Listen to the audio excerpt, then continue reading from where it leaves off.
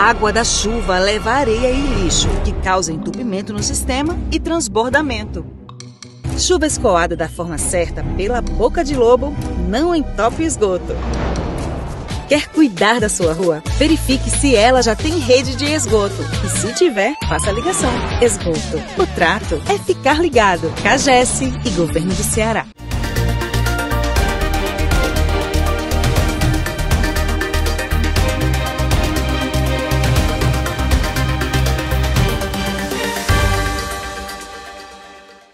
Do século XX, algumas imagens estão muito presentes na nossa retina, sobretudo quando imaginamos a ficção científica.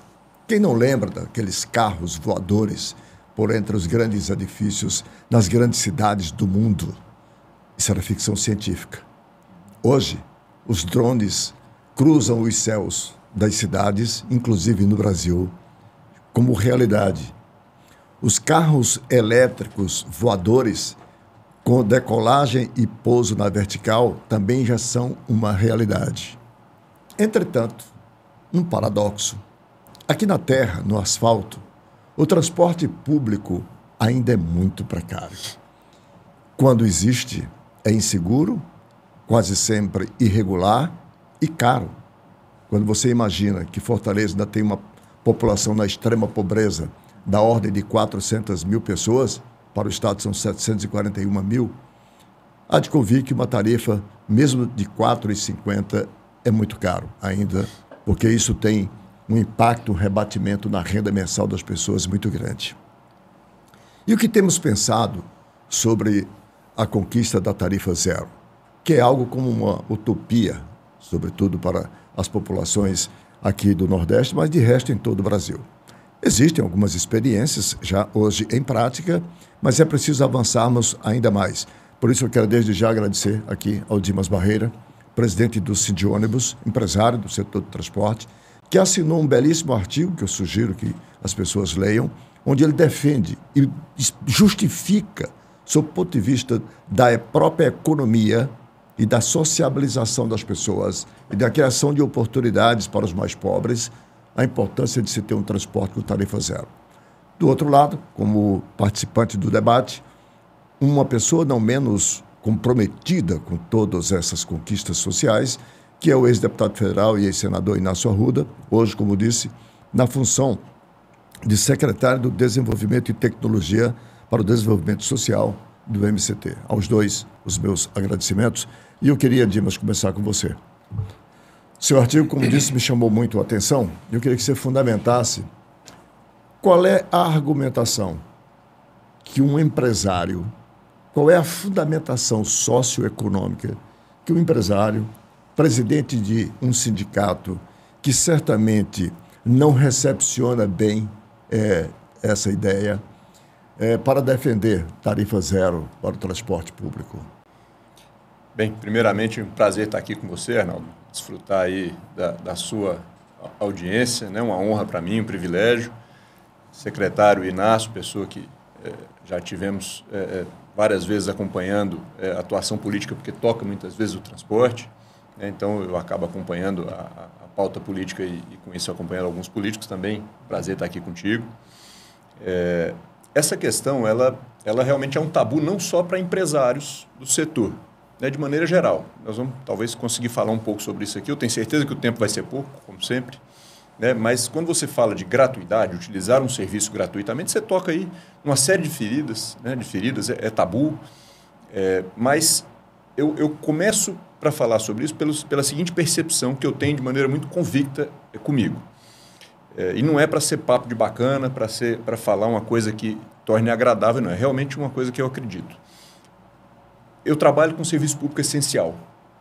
Qualquer defesa que eu faça das nossas empresas que não faça sentido real a médio e longo prazo para a cidade, ela não se sustenta.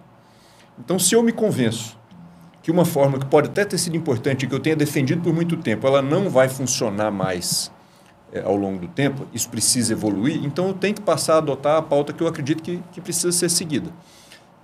Então, por esse motivo, eu estou trazendo uma discussão que a gente vai poder ampliar aqui a respeito de sustentação financeira do serviço de transporte público, do quanto ele é essencial para a cidade em termos econômicos, em termos sociais, a movimentação que ele traz para o comércio. Se você for olhar os casos de tarifa zero que a gente já tem aqui na região metropolitana, as duas maiores, Caucaia e Maracanaú, com diferenças nos seus modelos, mas ambos com tarifa zero, para você ter uma ideia, multiplicado por 4 a 5 vezes a quantidade de pessoas que usam o transporte. 4 a 5 vezes. Olha o tamanho do alcance. Relato de pessoas que moram em Caucaia e nunca tinham ido à praia. Eu, como privilegiado que sou, nunca tive restrição de mobilidade. Pessoas relatando o seguinte: eu achava que o excluído do transporte, esse toque é interessante, agora para iniciar, mas eu sempre vi o excluído do transporte como aquela pessoa que não consegue pagar uma tarifa e não está empregado, portanto o patrão vai dar a ele o vale-transporte. Para mim esse era o excluído clássico do transporte, continua sendo o mais excluído, mas aí você vê relato de pessoas dizendo o seguinte: eu era empregado antes do tarifa zero, recebia o meu vale-transporte, só que eu não podia almoçar em casa. Eu não podia passar para dar um abraço na minha mãe antes de trabalhar. Agora eu posso fazer tudo isso. Então eu, como privilegiado que sou, não conseguia enxergar isso. Agora a gente começa a ver. Então, traz muita reflexão. Claro, você tem aqui que tratar de como é que a gente faz para poder viabilizar esse pensamento no Brasil. Essa discussão vai longe e o meu artigo coloca isso como uma inspiração, não como algo que possa ser feito de imediato em todas as cidades do Brasil, mas mostra muita coisa para nos inspirar e tem muitos passos que a gente pode dar sem ser o tarifa zero pleno, mas muitos passos nesse sentido.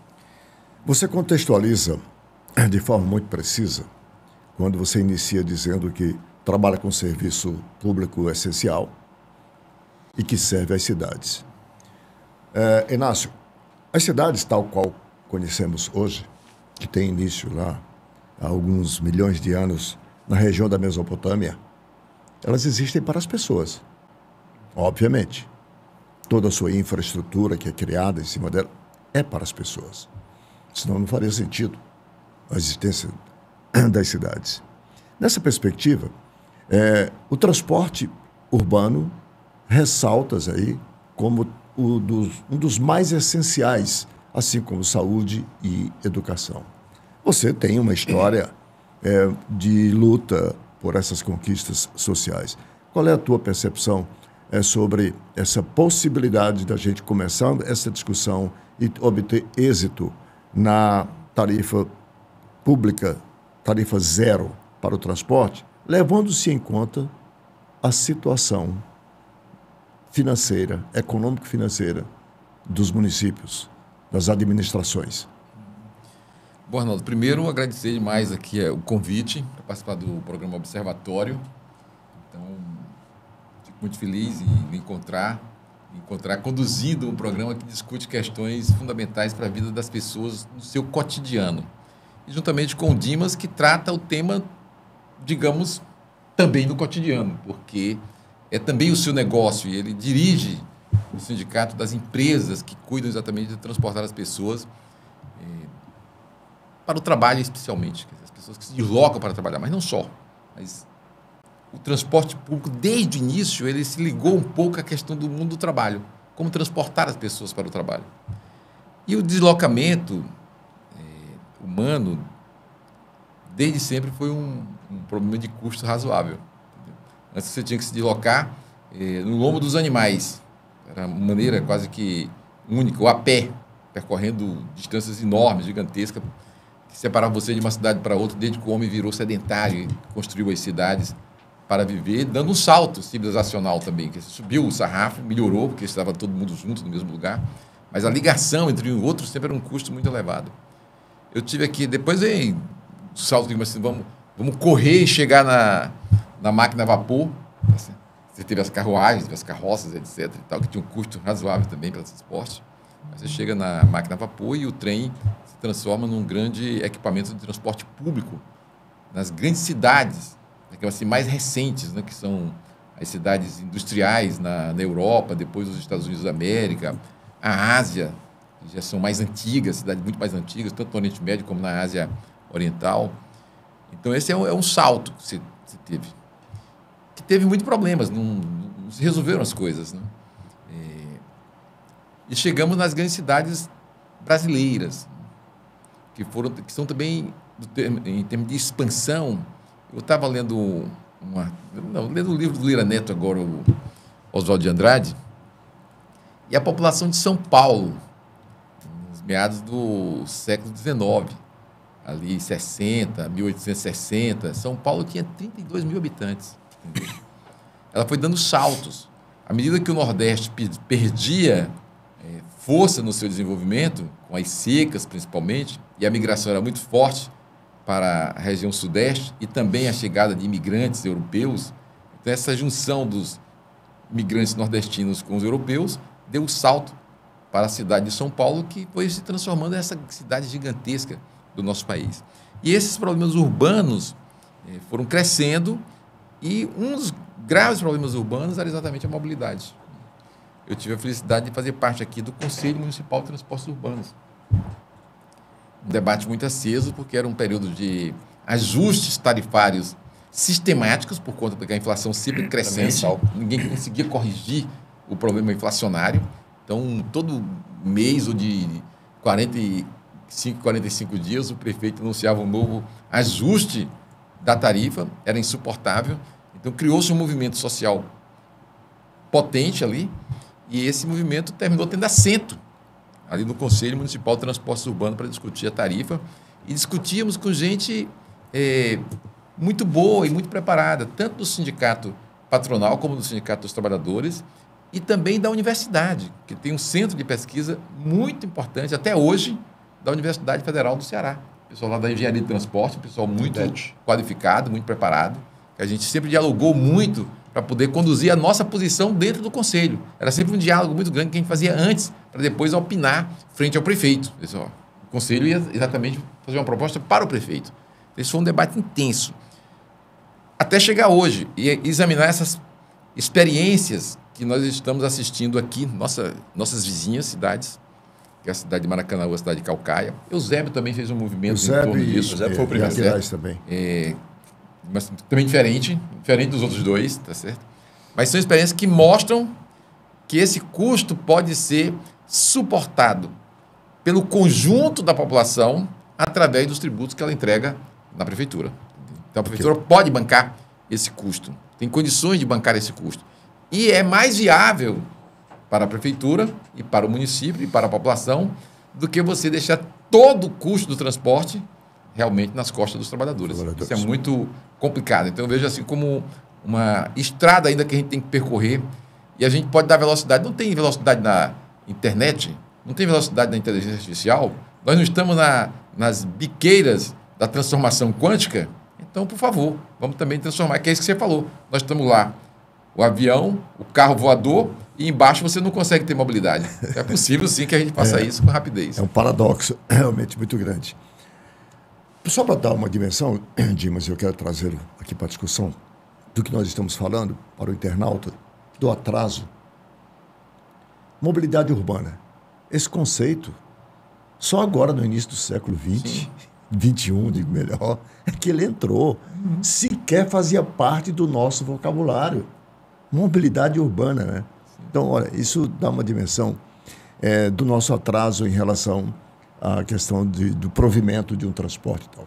Dimas, eu queria que você me falasse agora, que foi o que me chamou muita atenção no seu artigo, sobre os rebatimentos no atraso da vida social e econômica das pessoas.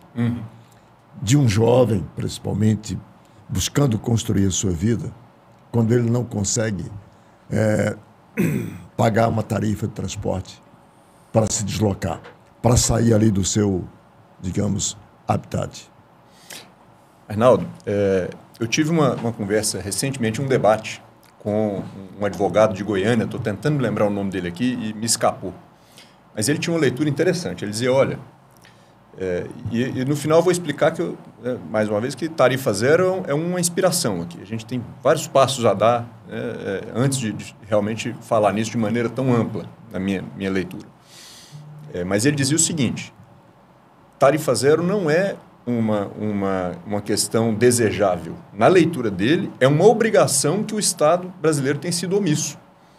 Ele faz uma analogia jurídica e diz, olha, é um serviço essencial e você tem educação gratuita, você tem segurança gratuita, você tem saúde gratuita, você não tem ainda transporte gratuito. E aí ele fala dos desdobramentos disso e tal. É a defesa do deputado Gilmar Tato, do Sistema Único de Mobilidade, né? De que se cria lá todo um sistema de controle com transparência, tem todo um marco regulatório para poder dar segurança a essa execução, tem fonte de custeio, né? Para conseguir garantir isso.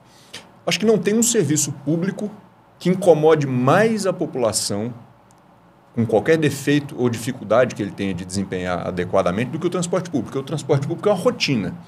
Ele vai acessar a saúde de vez em quando, a escola ele acessa todo dia. Essa a gente conseguiu até desenvolver uma boa estrutura de cuidado para esse serviço. Né? Pode melhorar, sempre pode, tem muitas críticas, tem várias, não é essa a minha discussão. Agora, pegar um serviço, e eu vou explicar por que ele tem um aspecto precarizado diariamente, isso acaba se tornando um incômodo muito grande, uma pauta muito sensível, muito popular. E aí eu entrei no meu artigo com uma inspiração que ela é curiosa.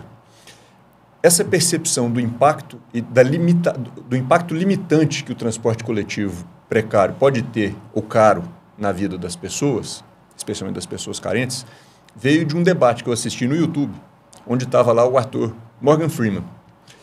E na discussão dele, o ator Morgan Freeman, o debate era sobre questões raciais, a pauta racista nos Estados Unidos. Ele negro, o repórter também negro, e eles polarizando na maneira de tratar desse assunto. E o repórter defendendo muito as questões impositivas, do tipo cotas e etc. E a defesa dele, Morgan Freeman, era muito o contrário disso. Eu não estou fazendo defesa da pauta nem de um nem de outro, é só para mostrar como é que vem a inspiração.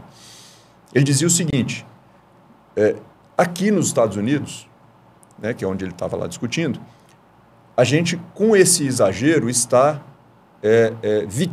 criando uma sensação, uma indução à vitimização dessas pessoas. E aqui ele não precisa, ele tem acesso a tudo isso. Aí o repórter polarizava com ele nesse sentido, e ele dizia, olha, se você falar de outros países, que pode ter lá realmente um racismo legal, né, isso pode ser limitação. Na cabeça dele, e eu não estou dizendo que eu concordo, porque eu não concordo, não existe lá o racismo estrutural, ou até se existe, a defesa dele é a seguinte, pare de falar nisso que assim melhora. Mais ou menos nessa linha.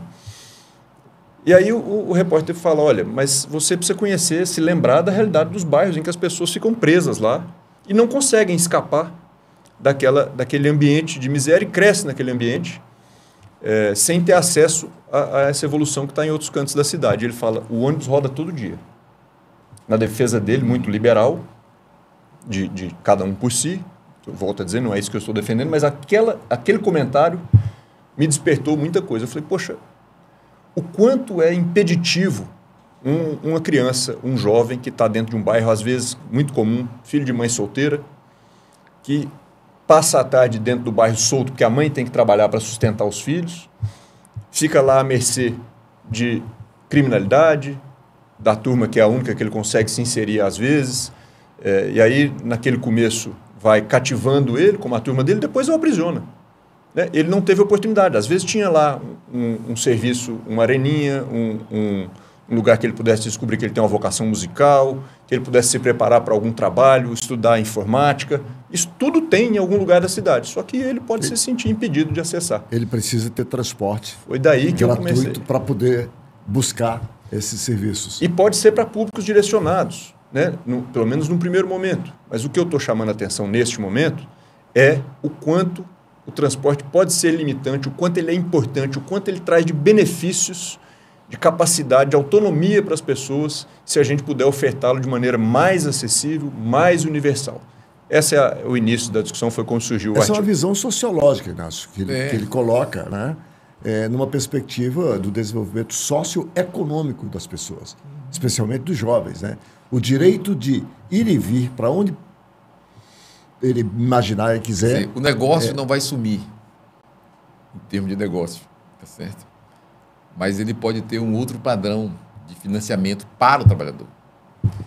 Então, assim, um exemplo bem simples, Arnaldo. A Secretaria de Ciência e Tecnologia aqui do Estado do Ceará oferece um curso de letramento digital e até de programadores num equipamento chamado Universidade do Trabalho Digital. É um nome de fantasia, porque não é uma universidade clássica.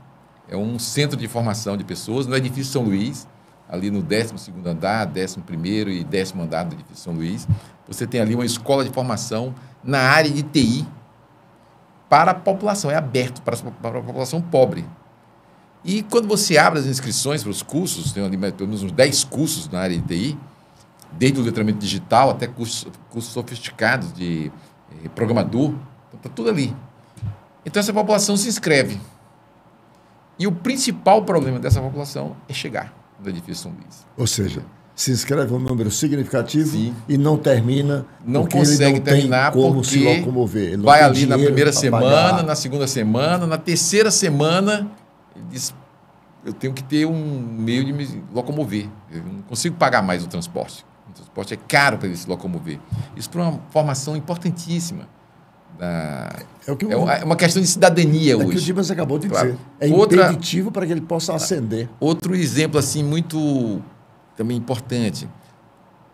Se você percorrer ali o entorno da Universidade Estadual e das universidades privadas, e mesmo da Universidade Federal do Ceará, aqui em Fortaleza, no campus Benfica, e também lá no Parangabuçu, e também lá no PC, nos cursos noturnos especialmente, mas isso também acontece nos cursos diurnos, mas nos cursos noturnos você vai encontrar no entorno uma quantidade enorme de ônibus que estão transportando estudantes de Cascavel, de Beberibe, da região metropolitana como um todo, para essas universidades públicas e privadas dentro de Fortaleza.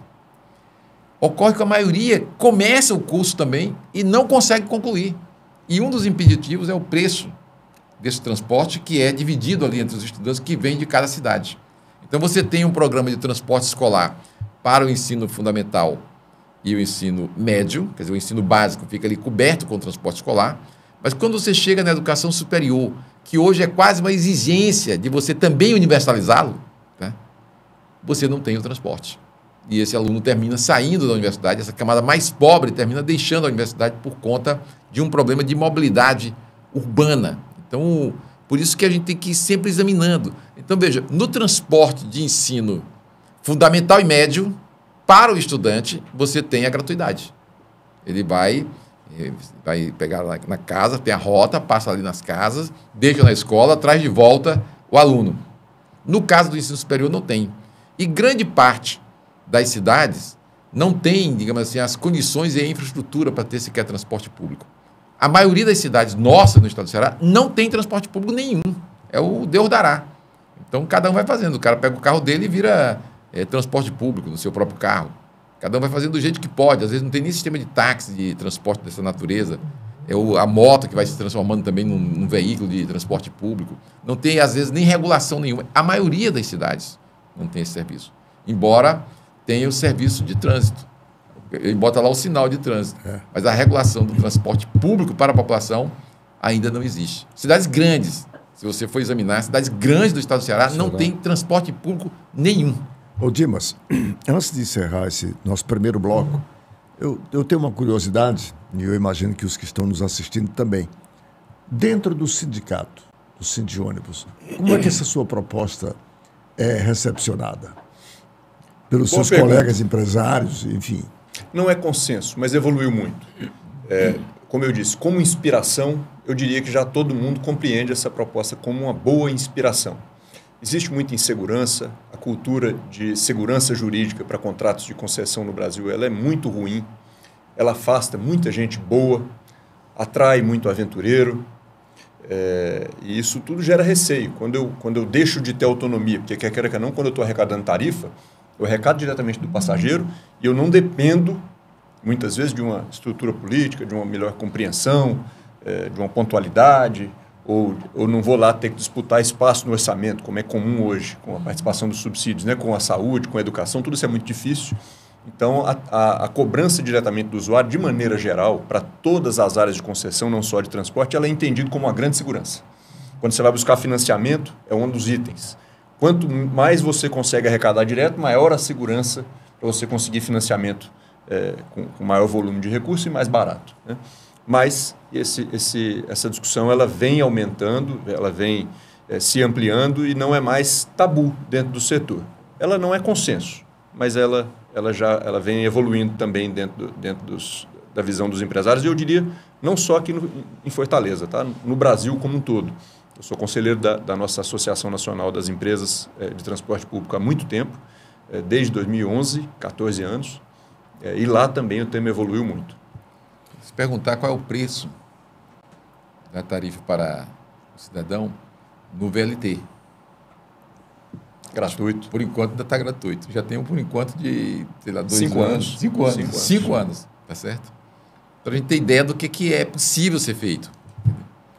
É o veículo leve sobre trilho. VLT. Que é do governo do Estado. É do Que é do governo do Estado, faz a linha Parangaba-Mucuripe.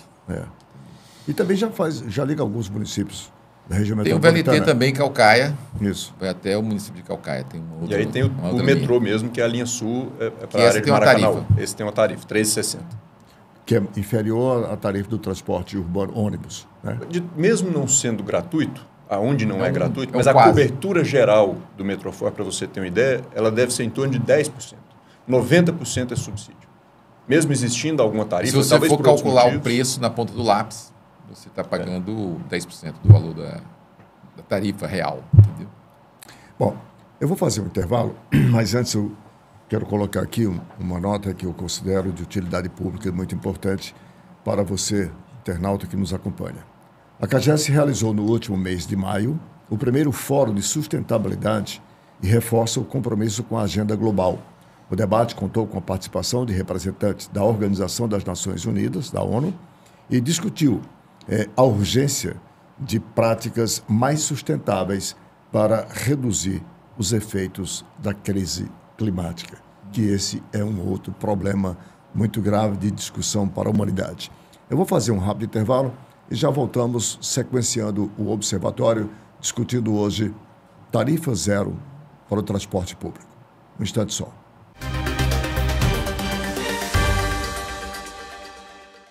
Acabei de fazer a minha interligação do esgoto. Vixe, interligação?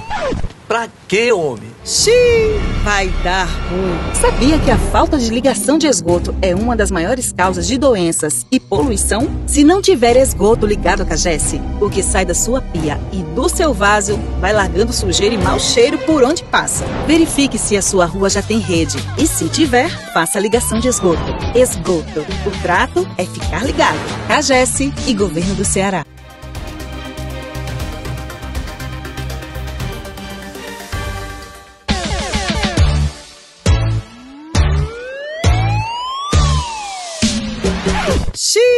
Vai dar ruim. Jogar óleo ou resto de comida no ralo só vai dar dor de cabeça. Jogar óleo na pia entope o seu encanamento, causando extravasamento de esgoto.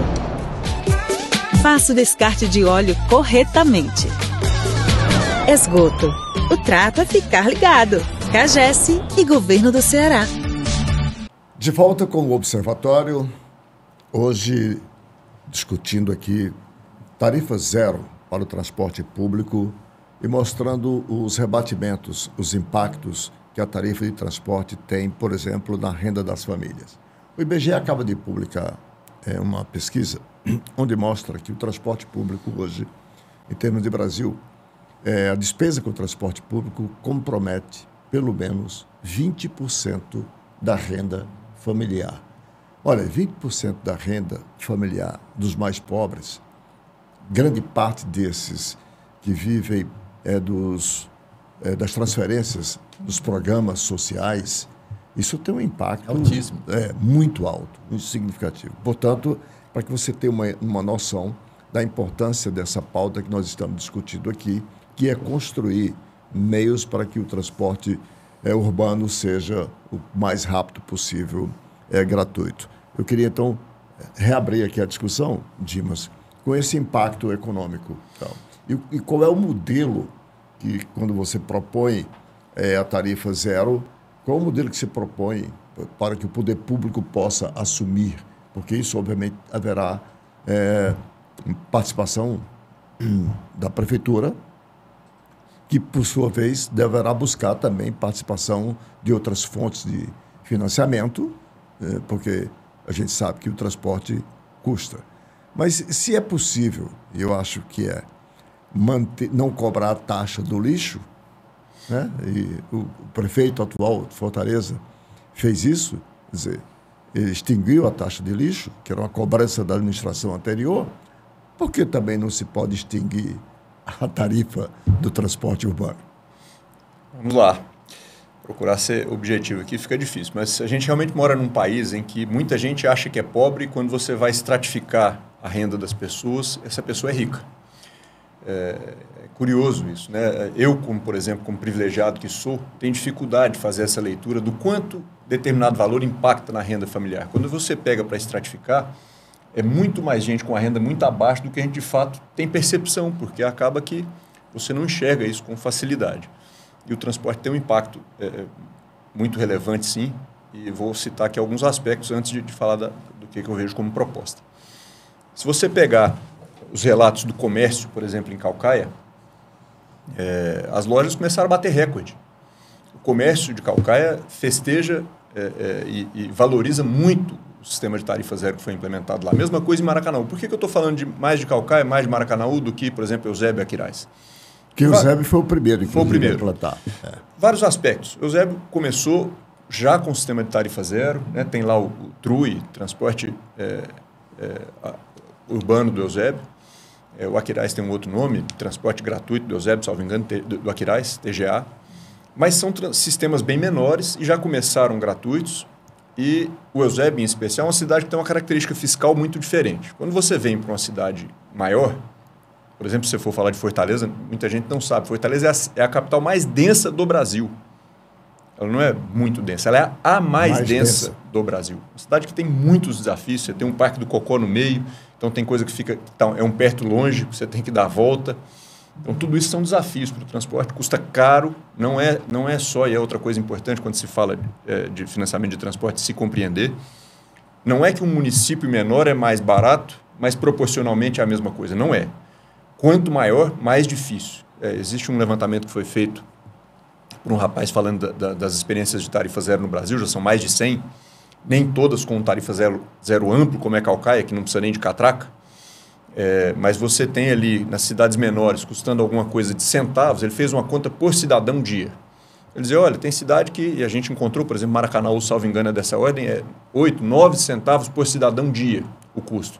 Você vem para uma cidade como Fortaleza, você começa a falar de reais, você vai para uma cidade como São Paulo, talvez seja R$10 por cidadão dia. Então, isso vai mudando mesmo proporcionalmente. Ok. Isso posto, a gente precisa diferenciar. Eu vou explicar o que são as diferenças de modelo que eu falo. Eu vou explicar Caucaia, Maracanaú e o que é que eu penso. Que são, nessa ordem fica fácil de entender. Caucaia é amplo e restrito, ponto. Todo mundo chega lá, anda de ônibus, é o ápice dessa ideia. Maracanaú fez diferente. Fez um projeto mais sob controle, mais possível de fazer gestão sobre ele. Ele foi escolhendo públicos. Então, ele começou lá com estudante, que não tinha, e essas duas cidades já tinham um sistema de transporte coletivo público organizado. Né? Então, é uma diferença também do Eusébio e do Aquiraz. Elas já tinham um sistema de transporte como o nosso tradicional, funcionando à base de arrecadação, de tarifa, e então evoluiu. Maracanaú, o que é que fez? Escolheu públicos. Estudante, os índios, que tem uma presença considerável lá no município de Maracanaú, Bolsa Família. Então, para essas pessoas escolhidas, ele foi dando o cartão. As demais, especialmente as que já estão empregadas, continuam pagando uma tarifa que é definida pública. É uma decisão pública. Ela não é exatamente uma tarifa que precisa custear o serviço todo, mas existe lá uma tarifa para haver contribuição e não haver um exagero de demanda que custaria caro para se atender. A minha defesa, ela vai além. Se a gente olhar aqui o serviço metropolitano de Fortaleza, que é um dos desbravadores nesse sentido no Brasil, no serviço metropolitano ainda não é comum haver qualquer espécie de ação no sentido de tarifa zero. Aqui você tem algumas políticas que foram criadas. Por exemplo, o estudante, assim como no município de Fortaleza, ele é um benefício que é concedido para as pessoas eleitas, ou seja, tem que ser estudante daquela forma como está definido, e tem um limite, 2 utilizações dia não cumulativas. Ou seja, se eu não usei hoje minhas 2, amanhã eu não tenho 3, nem 4, eu tenho 2 de novo. Então é limitado. No caso, por exemplo, do estudante de Fortaleza, e se eu usar mais de 2 no dia? Você paga R$1,50. Então você tem uma política ampla. Você tem gratuidade para que ele possa a gente possa garantir que ele vai e volta à escola. Em dias letivos ele tem 2 gratuidades. E se ele precisar pagar, paga um valor realmente módico, R$ 1,50. E por lei, em Fortaleza, já que você está falando, me permita, idosos, pessoas com deficiências e outras categorias especiais também são isentos. Também não paga. Os deficientes carentes, né? Deficiente com dificuldade de mobilidade carente, não paga. E pessoas acima de 65 anos, que é uma lei, inclusive, nacional, que a União impõe, porque é uma lei federal, mas não participa para ajudar os municípios com essa gratuidade. Qual o modelo que eu proponho? Se você olhar aqui para o modelo do governo do Estado, recentemente ele fez, que eu acho que é muito elucidativo, ele fez uma política para o desempregado. Se o cidadão está desempregado, se cadastra no Cine, porque está à busca de um emprego, e está no Bolsa Família, se ele atende a esse critério duplo, ele então tem direito a 40 passagens mensais para procurar emprego. Não cumulativas também. Se ele não usar as 40, o mês que vem ele não tem 80, ele tem 40 de novo. Então veja que é uma política inteligente e ela mantém isso sob controle. Você não tem um estouro de demanda que você vai perder o controle do seu orçamento. Então o que eu defendo é que você possa escolher públicos, coloca limites de utilização. A tecnologia hoje permite isso com facilidade. Nosso sistema todo tem reconhecimento biométrico facial. Então também a fraude é uma coisa muito pequena. A gente vai detectando e vai limpando essa fraude. Também não é preocupação. E você pode ir avançando com gestão, com capacidade de previsão orçamentária. E você pode ir expandindo esses públicos à medida que for necessário. E quem paga pode pagar uma tarifa supermódica. Depois, na próxima discussão, a gente pode entrar no que eu defino como qualidade, que é outro ponto importante. Né? Por consequência do modelo inicial, que eu comento, se der tempo, numa próxima fala minha aqui, o modelo que nasceu do nosso serviço, ele é perverso em vários aspectos, dentre eles a questão de corroer a qualidade para tentar sustentar o serviço. Né? Mas a gente fala numa próxima. Mas, basicamente, acho que isso responde aqui, Arnaldo, a sua pergunta. O modelo é um tarifa zero que eu possa eleger públicos e colocar o que é que vai ser concedido a esse público com limites que podem ser definidos politicamente com muita precisão. A Associação Nacional das Empresas de Transportes, a qual você é membro como presidente do sindicato, já mapeou que pelo menos 136 cidades brasileiras a tarifa já é o sistema de tarifa zero, hoje no transporte. Em 116 municípios, a gratuidade do transporte abrange todo o sistema, ou seja, qualquer sistema de transporte público, trem, ônibus, Topic, enfim, tudo isso aqui, né? Todos os dias da semana. E em 20 municípios, há tarifa zero em dias específicos, ou seja, para beneficiário das linhas dos bairros, determinadas linhas e tal. Inácio, a tua percepção, a tua análise sobre esse modelo que o Dimas acabou de apresentar aqui para a gente, que é o que ele está propondo. Arnaldo, você veja, Arnaldo e Dimas, acho que talvez o ponto central que você levantou aí é esse dado do IBGE. Isso é muito impactante. Muito. Entendeu? Você ter 20% da sua renda destinada para a mobilidade. Então, para o trabalhador assalariado, salário mínimo, ou um pouquinho acima do salário mínimo, digamos que dobre 2 salários e tire 20% dessa sua renda. Isso tem um impacto gigantesco na vida do trabalhador. Então, acho que esse aí é o dado principal para a gente perceber a necessidade de você ter um transporte público de fato acessível à população, de forma universal, que é isso que se deseja. Mas há um problema, porque você não tem um modelo ainda desenhado. Mesmo quando a União cria esses benefícios, o que ocorre? Sempre os municípios recorrem à União para aumentar o valor de transferência para os municípios. Quer dizer, o fundo de transferência para o município... O FPM, Fundo de Participação dos Municípios. Eles vão em caravanas, essas caravanas que temos dos prefeitos, são para reivindicar, sim, aumentar a parcela de destinação, que é uma destinação obrigatória, tanto para o FPE como para o FPM, que é os fundos estaduais e municipais. Esses fundos que o governo transfere os recursos, quando aperta, se ele disser, vamos, porque a questão do serviço de transporte público é concessão pública, aliás, é obrigação do município e do Estado também. Estado e município têm obrigações nessa área, seja qual for o tipo de transporte, aliás, seja ônibus, seja trem, seja transporte, como se chama de particular, mas não é particular, o serviço de táxis, seja Uber, seja o que for, esse transporte é concessão pública, é responsabilidade do poder público municipal. Como é que ele vai bancar? Para corroborar o que você está dizendo sobre as caravanas que preferem ir para Brasília com o pires na mão para pedir o aumento do FPM, e você, quando foi deputado federal, quando foi senador, lidou muito bem com isso. Recebemos demais os prefeitos. Em economia, nós chamamos isso, sabe de quê? Preguiça fiscal. Deixa eu explicar para você, internauta. O transporte está municipalizado, para ficar no transporte. Portanto, moto, táxi, está tudo municipalizado. É legal. Existem as autarquias de trânsito em cada município, né? E a gente sabe que a proliferação de moto hoje é muito grande. Então, o município pode multar pelo não uso de capacete, pela parada proibida, pela parada em cima de calçada. Ele pode fazer tudo, porque a lei permite. O prefeito não cobra. Aí não é preguiça fiscal, isso é preguiça eleitoral. Também. Ele não quer perder o voto. Ele não cobra, porque isto seria um grande incremento de renda para os cofres municipais. Ele não cobra para não perder o voto, você se antecipou aqui muito bem, e vai com o pires na mão para Brasília pedir ao deputado. Mas não é só isso. Na verdade, essa questão fiscal, o município pode arrecadar mais. Isso cria, muitas vezes, embaraço. Eu lembro do episódio ali, um pouco, do primeiro governo do Cid Gomes como prefeito, na cidade de Sobral. A cidade estava muito caótica em termos de serviço público, de toda a natureza. Da limpeza, as praças, o abandono era geral, a educação, era uma crise generalizada. Qual era o fundo da crise?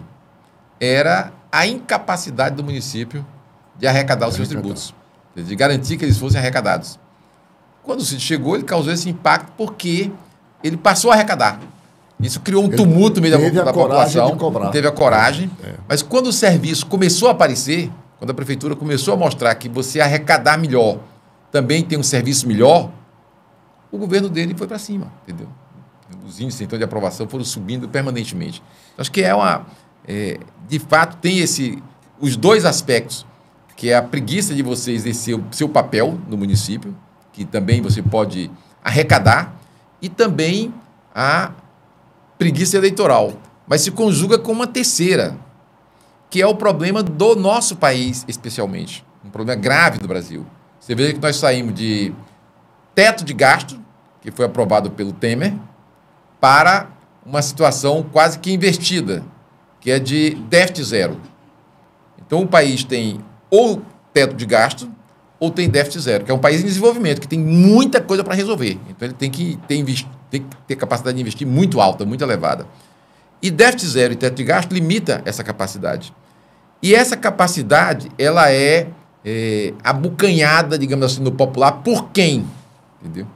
Então, um país que tem que fazer corte de 30 bilhões, 50 bilhões no seu orçamento, banca 1 trilhão para os bancos.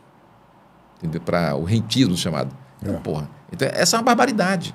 Então, essa barbaridade nós temos que resolver para poder abrir espaço fiscal para os municípios, para os estados.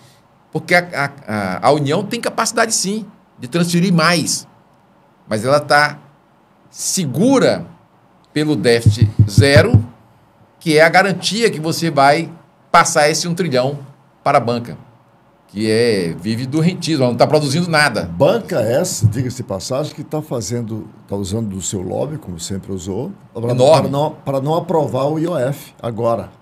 O aumento do IOF para poder o governo ter aí uma renda a mais de 19 bilhões para fechar o déficit, só para dar que é uma pequena mudança, quer dizer, uma pequena mudança.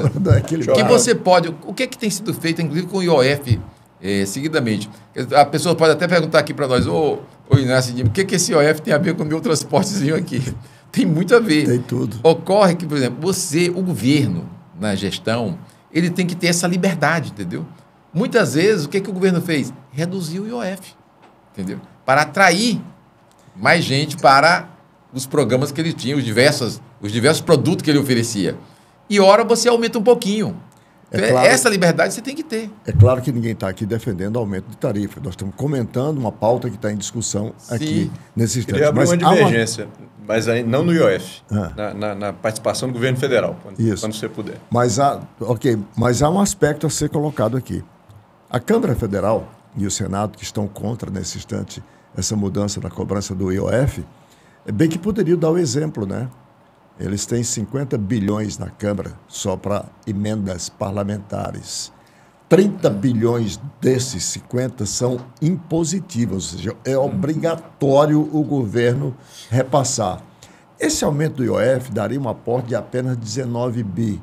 Que tal os deputados, né, abrirem mão, por exemplo, da metade dos 30 bi de emendas, ficarem só com 15 impositivas e deixar esses 15 para não cobrar o IOF? Acho que essa era uma boa oportunidade. E os deputados, e a Câmara não é a representação. É que muitas vezes criou-se uma situação de um semi-parlamentarismo. Eu lembro de uma vez um diálogo entre o Chaves e o Lula. E o Lula disse, eu vou falar em portunhol. E o Chaves disse, pelo amor de Deus, fala em português mesmo, entendeu? Porque não existe portunhol. Então não existe semi-parlamentarismo. Claro. Porque é o que os caras realmente tomaram conta do orçamento. Mas, pois não, você disse que queria falar sobre a questão... pequena divergência sobre a questão federal. Vamos ver se é mesmo. Não, acho que geral aqui na mesa não é exatamente para ficar se opondo, mas é comum essa leitura de que é responsabilidade exclusiva de município e Estado. E, na verdade, eu acho que há uma omissão. Assim como o trânsito é do município e do Estado, o direcionamento, o regramento geral é nacional. Isso não aconteceu com o transporte, mas está lá, na Constituição. E se você pegar a lei de mobilidade, que é de 2012, é uma lei relativamente jovem, ela diz lá, inclusive, que o governo federal ele deve estabelecer diretrizes, regramento, etc., que já teve no passado e deixou de ter. Inclusive, tinha cartilhas com orientação para poder se aferir custo de transporte, coisas que são importantes hoje em dia. Tinha vários instrumentos que auxiliavam. Tem municípios, Fortaleza não é o caso, Fortaleza é um município bem estruturado, tem municípios que não tem.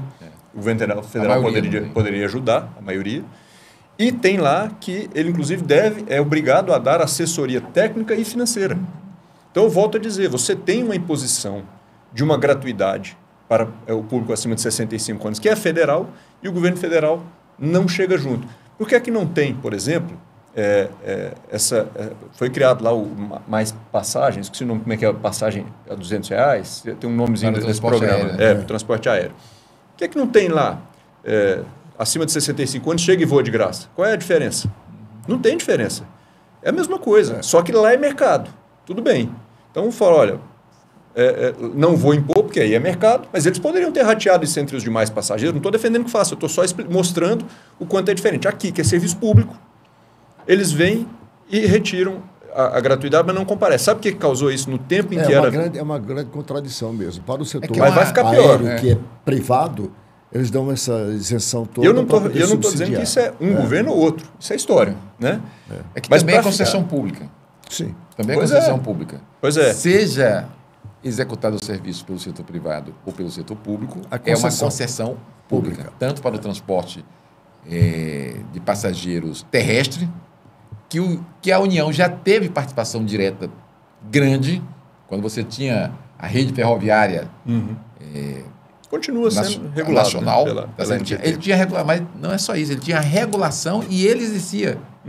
A concessão estava com ele, com a empresa estatal que União, fazia. Era a União Federal, que era a Refesa, Rede Ferroviária S.A., eu acho que era uma estatal, na verdade. Era uma estatal. Era uma empresa estatal. Inclusive tinha as regionais. A e federal... tínhamos aqui no Ceará, nós tivemos nosso trem até Baturité, quando começou, lá mais atrás, no início do século XX. Operado pela RVC.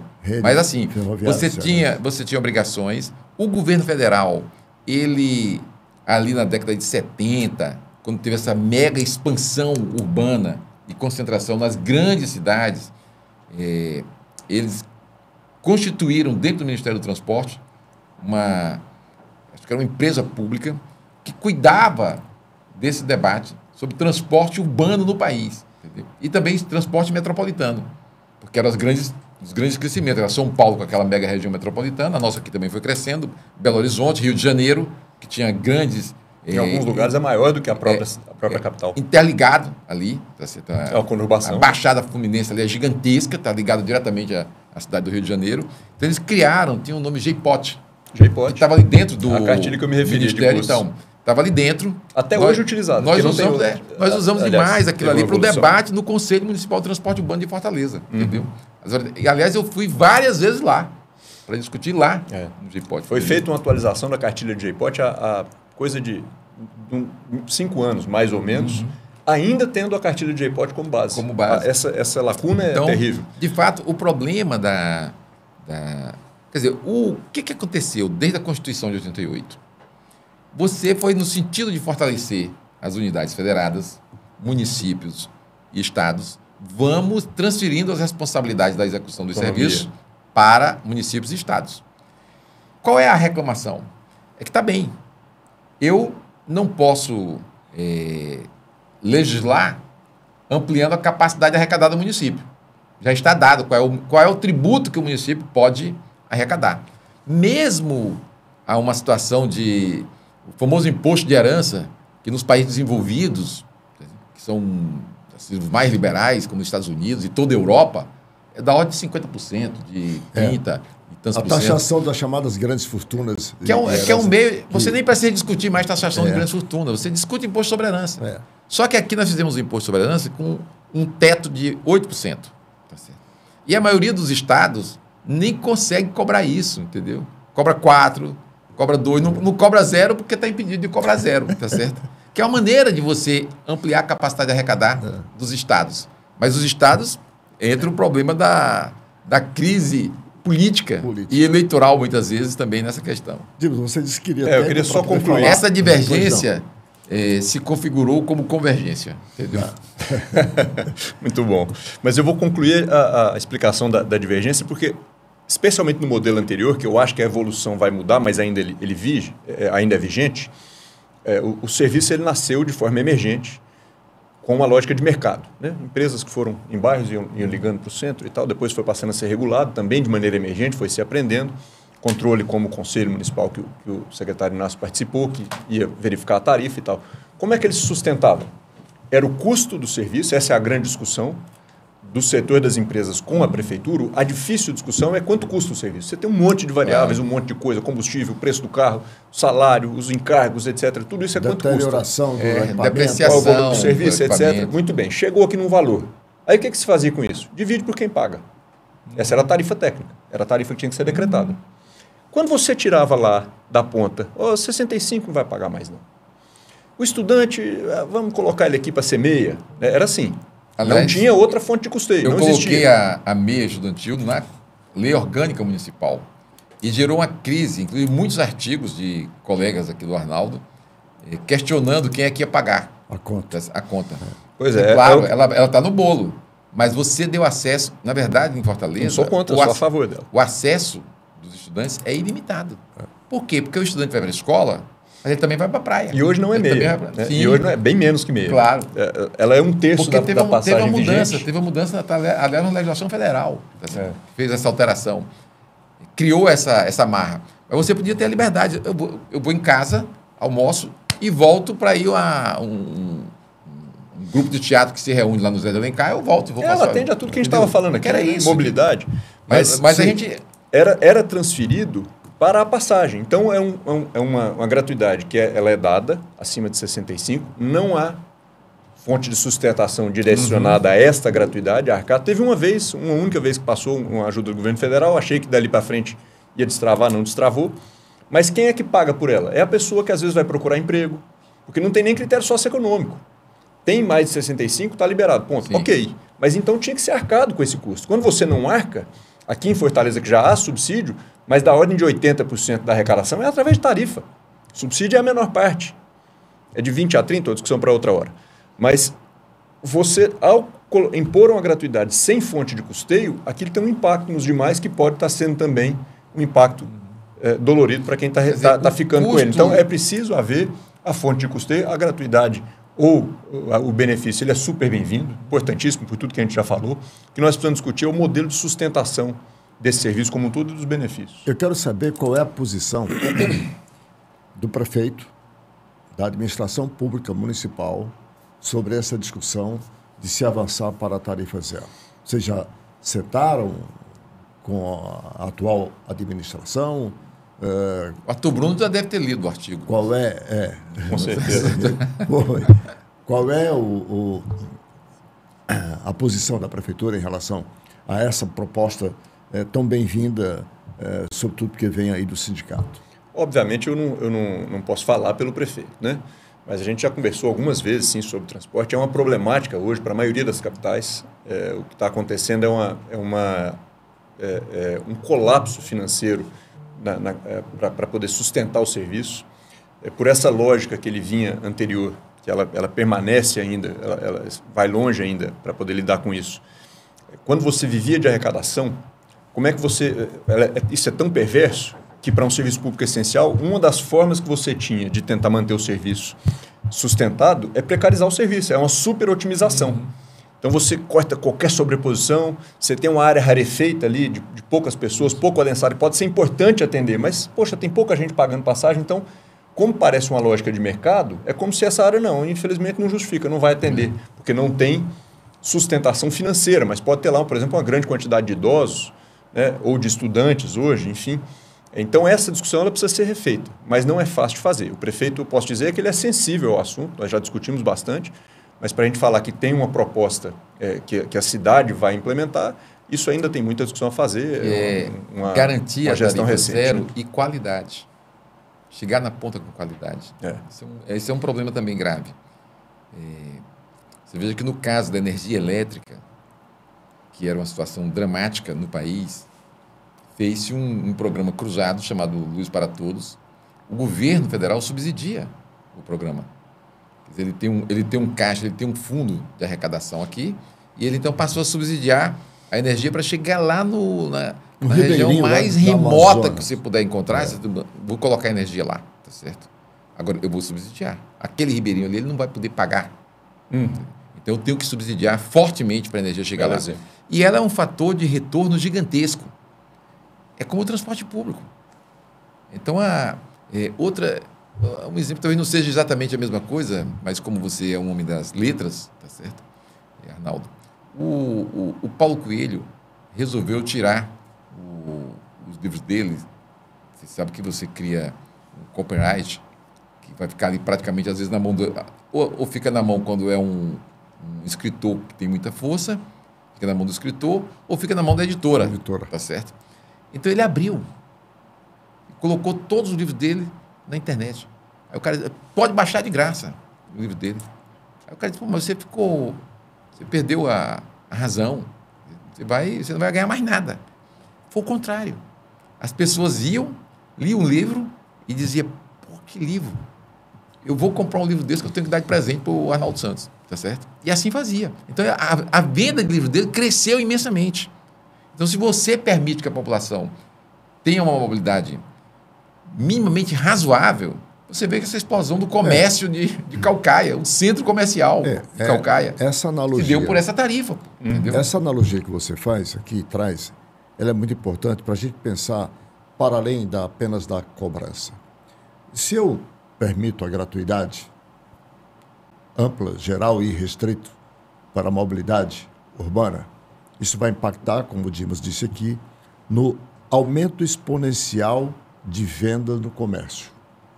Fortaleza, hoje, o internauta sabe disso, a maior parte da sua arrecadação vem de comércio e serviço, né? Porque é quem financia praticamente todos os impostos aqui. Então, o impacto disso da economia, pelo aumento de arrecadação, porque se o comércio vende mais, se presta mais serviços, isso implica em aumento de arrecadação implica em mais transferência de impostos para os cofres municipais. Tem um impacto mesmo, essa conta obviamente precisa ser feita com base no universo de... Qual é hoje o número, quantos milhões o setor público de transporte transporta em Fortaleza, Dimas? Você tem de memória? Nós transportamos num dia útil convencional da ordem de 530 mil passageiros por dia. A gente tem mais ou menos, infelizmente está em declínio acentuado. A gente fechou o ano passado com 100 milhões de passageiros. Já foi 300 milhões não há muito tempo, 2015. Ano passado fechou com 100 milhões. O que explica essa redução? Essa precarização, custo alto do transporte e essa lógica que tinha de otimizar para tentar manter sustentável, era a saída que tinha, né? E não há uma pessoa culpada quanto a isso, não é culpa de nenhuma gestão, isso está acontecendo em vários lugares. Aí você começa a empurrar as pessoas para fora do transporte público, do transporte coletivo para o transporte individual. Essa conta vai chegando lá no IJF, uma boa parte disso. Motocicleta, compra motocicleta, usa transporte por motocicleta, né? Então, o transporte individual, você estava falando aí sobre meio ambiente, se tem uma única contribuição que eu posso antecipar para essa pauta, é o seguinte: você quer um resultado imediato para a redução de emissão de CO2 no transporte, a melhor pauta, transferência da mobilidade para o transporte coletivo. Não há nenhum meio de deslocamento motorizado, só se você for a pé ou de bicicleta, que seja melhor do que o transporte coletivo. É o mais eficiente que há. Redução imediata de dióxido de carbono. Nós estamos aumentando, estamos empurrando as pessoas para o transporte individual por falta de capacidade de financiamento para o transporte público. Foi uma das primeiras leis que eu aprovei na Câmara de Vereadores, que é o meu mandato mais importante, Arnaldo. Sim. De vereador da minha cidade, de Fortaleza. E eu cometi esse Então, o que acontece? Eu fiz uma lei para mudar. Você tinha o cano de escape que ficava embaixo. E jogava direto em você, entendeu? Eu digo, altera, põe em cima pelo menos, que não vai diminuir a quantidade de dióxido de carbono na atmosfera, mas pelo menos não vou respirar diretamente. Entendeu? Pessoas, Então você vê como é possível você fazer alterações. Né? Então qual é um problema que eu considero também grave no sistema de transporte público de passageiros por ônibus, especialmente? É o tempo de deslocamento. Porque às vezes nós temos algumas vias que são exclusivas para ônibus, mas no horário fundamental ali de transporte, de saída e chegada do trabalhador, esse transporte demora, entendeu? Então isso precisa a gente ainda pensar um pouco mais sobre ele. E vem piorando com o aumento do transporte individual. Porque o transporte individual vai impactando a cidade, vai fechando os espaços. Nem com viaduto em cada esquina você não resolve. Não dá. Ok, a conversa está muito boa. Quando o tema é assim, instigante. Aceso. O tempo passa muito rápido. Mas nós já estamos chegando aqui aos últimos minutos do observatório de hoje. Não sem antes lembrar você que a CAGES está substituindo as redes de distribuição e adutoras do município de Maranguape, aqui na região metropolitana de Fortaleza. A iniciativa visa a melhoria da qualidade dos serviços ofertados à população, além de ampliar a eficiência operacional do sistema de abastecimento de água, não só em Maranguape, mas em toda a região metropolitana. Detalhe, a CAGES do Ceará já está usando hoje o que é de mais moderno em tecnologia, que é o método não destrutivo. Ou seja, já não se precisa mais quebrar as ruas para fazer a manutenção da sua rede, que é algo que também é inovador e poucas companhias têm adotado essa medida hoje no Brasil. Dimas, muito obrigado aqui pela sua participação. Desejo sucesso. Quero ver essa tarifa sendo implantada o quanto antes possível. Me permite um minuto para uma consideração final? Claro. Se a gente conseguir encaixar aí. Só para deixar claro. O que é que eu proponho de fato? Revisão da qualidade do serviço. Isso é para o Brasil inteiro, precisa revisar. Qualidade no transporte é difícil de definir. Volume de oferta, a frequência para não haver muita espera, ocupação, motoristas bem treinados, sistemas eletrônicos para previsão de chegada do veículo, enfim, então uma série de coisas. Mas revisão da qualidade, especialmente oferta e frota nova, questões ambientais e tudo mais, a gente discute isso outra hora. Hoje, carro novo não polui mais. A gente discute isso, eu posso explicar com todos os dados. Com relação à sustentação, é preciso haver uma fonte de arrecadação dedicada ao transporte, não dá para ele ficar disputando espaço com outras prioridades que são muito importantes também, como eu já disse, saúde, educação, etc. Mas precisa haver uma fonte. Para quê? Para que as tarifas, eu acho que elas ainda têm que continuar existindo, o Brasil tem muitas prioridades e não tem capacidade, mas a gente possa conseguir financiamento para gratuidade para quem precisa, benefício tarifário para outros públicos, tudo isso com controle, com limites bem estabelecidos, de maneira inteligente, a tecnologia está aí para isso, e tarifa supermódica para o uso diverso. Esse já é um grande passo. A gente já consegue transformar o transporte público, ainda ficando um pouco distante de se pensar de fato em tarifa zero, mas estou tentando ser também prático. Certo. Tarifa zero é a grande inspiração, mas de maneira prática você consegue colocar qualidade, bom volume, frota nova, com tarifas módicas e gratuidade e benefícios para quem precisa. Inácio. Você vê, Arnaldo, como é que são as oportunidades, né? Então aqui nós falamos já trouxemos de volta um projeto de lei lá de trás que era para impedir que você Respirasse direto o dióxido de carbono. Uma segunda foi a lei da meia, lá na lei orgânica, que é a nossa Constituição Municipal, que eu tive a honra de colocar ali como pleito do movimento estudantil.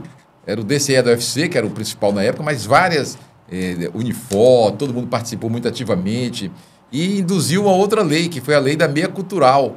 Então, você conseguiu a meia no transporte coletivo e a meia cultural. Digamos que a gente vai evoluindo, nós vamos melhorando. Só que a gente tem que estar atento para o salto tecnológico que nós estamos vivendo.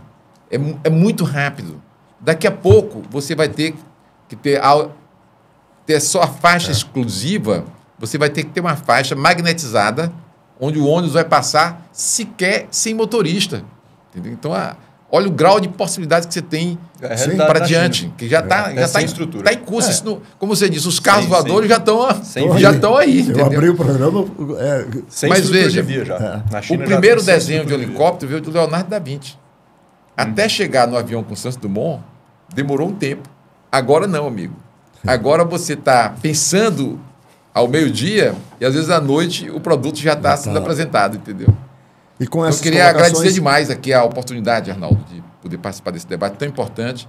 Eu que tive a oportunidade de participar do Conselho Municipal de Transportes Urbanos da cidade de Fortaleza, debater intensamente. Era um tempo de muitas crises, muita crise, mas a gente conseguiu melhorar a oferta do serviço para a população. O Observatório, como o nome sugere, está aqui e se propõe editorialmente a observar toda e qualquer pauta que diga de perto os interesses, não só da população cearense, mas do Brasil e do Nordeste. E vocês deram grande contribuição nessa discussão e certamente aqui voltaremos para outras. Só lembrando a você, inscreva-se em nosso canal Observatório. Clique lá no nosso sininho para que você receba as notificações e também você possa deixar o seu like ou mandar a sua crítica, uma sugestão de pauta para que a gente possa discutir aqui. Muito obrigado e até um próximo Observatório.